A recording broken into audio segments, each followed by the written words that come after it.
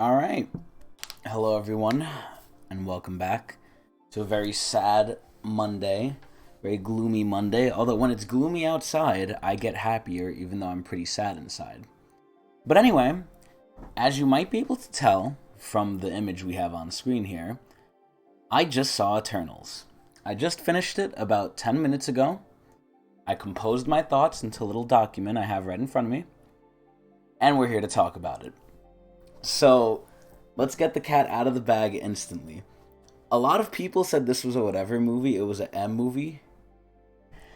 And I could see why they said that, but overall, I actually really enjoyed this movie. I thought it was a really good movie. Now, it's a different style of movie. First of all, the movie was actually really fucking long.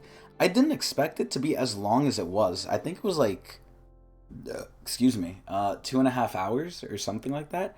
It was a lot longer than I thought. I was like, holy shit, this movie is going on for a while. I paused in the middle of it and I was like, I'm only halfway through. I was like, I thought I was nearing the end.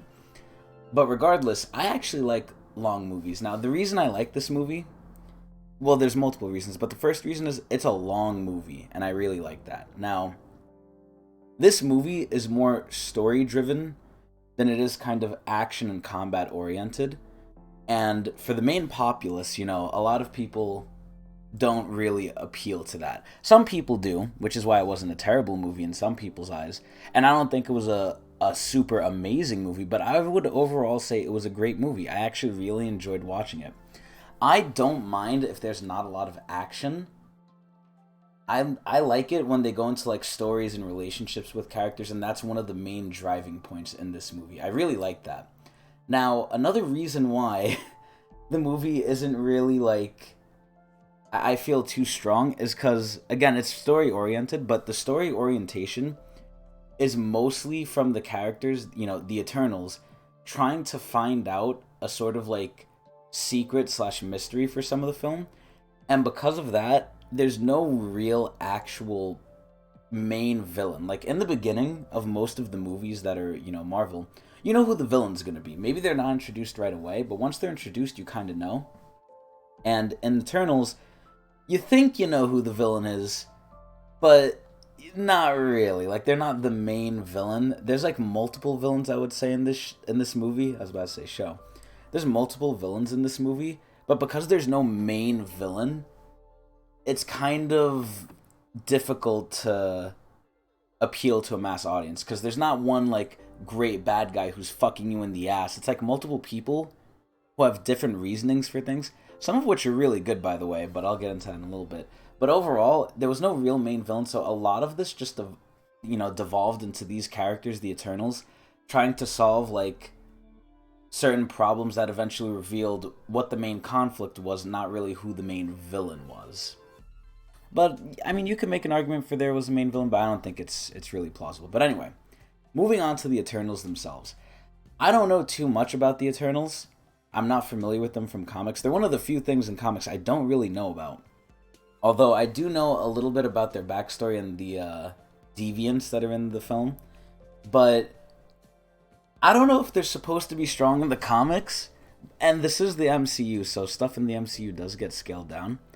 However, I feel like most of the Eternals, barring maybe Icarus and Gilgamesh and maybe Thena, are all severely like underpowered. And maybe Makai, I think that's her name, maybe Makai. But I feel like half the cast or more of the Eternals, their powers are just super wiener. Like, to put a little spoiler in here, a very minor spoiler, the Eternals are sent to Earth to deal with the Deviants, right? Now, you would think because they're Eternals, they're really good at what they do, and they are when they're together. But there are some Eternals, right, that will just solo Deviants by themselves, and there are other Eternals that just can't do anything. They can barely do anything. They're like support Eternals. And I'm like, okay. You have like a little bit of half the Eternals being just powerhouses, especially Icarus. Icarus is no fucking joke. And Gilgamesh is pretty strong too. And then you have like the other half of like Cersei and Sprite and all of them. And like they can barely even fight. Like most of the time, if one of the powerhouse Eternals is not there, and it's just like the wiener support Eternals. They just have to run away. If there's any combat, they just kind of have to run away. But I like Icarus, and when there is fight scenes, especially with Icarus, they're pretty cool. Although I feel like just the power scaling of some of the Eternals was like, okay, you have the really strong ones, and then you have the really weak ones that are just like support. It was really weird. So, despite this movie being as long as it was, right? And despite it being more story oriented, I would feel, than action oriented, they kind of go through a long period of history where they use a lot of flashbacks of the Eternals throughout history and what they were doing and how they were interacting with each other, which isn't bad, but I feel like when you have 7,000 years worth of like stuff that they went through and you try and fit it into this movie, and by not making it longer, they really had to squish some of the stuff in here, and like they had to like kind of gloss over stuff.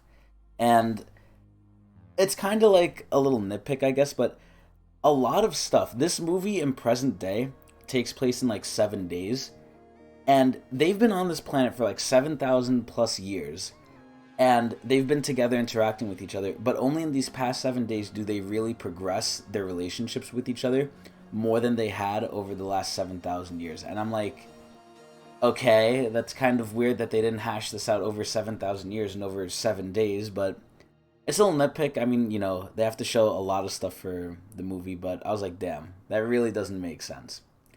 And another thing that doesn't make sense. Now, overall, again, I like the movie. I'm just putting out the nitpicks now. I think overall this was a good movie. If you like story movies with some action, I think you should watch this, but they literally get really complicated and convoluted. Well, maybe not complicated, but they start just explaining things as, oh, I didn't know this character could do this. They said this was never possible. And then they make up some just explanation out of nowhere, like, oh, because this character was touching this, and this happened, and we did this, they're just able to do this now. And it's just taken as, like, that's just what happened. Like, they don't really question it too far. When they need to do something, they'll just make up a scenario and be like, oh, yeah, we could never do this, but this happened, and I'm trying to avoid a major spoiler here, but they're just like, they just explain why a character is able to do something they could never do before. And it doesn't even make sense, and you just have to kind of swallow it sometimes. It doesn't happen often. I could count on my hand like twice it happened in the film. But I was like, bruh, it really kind of bugged me. Like, okay, they just kind of solved a huge plot point in the story by just making, like, by just saying, like, oh, this is just how it works.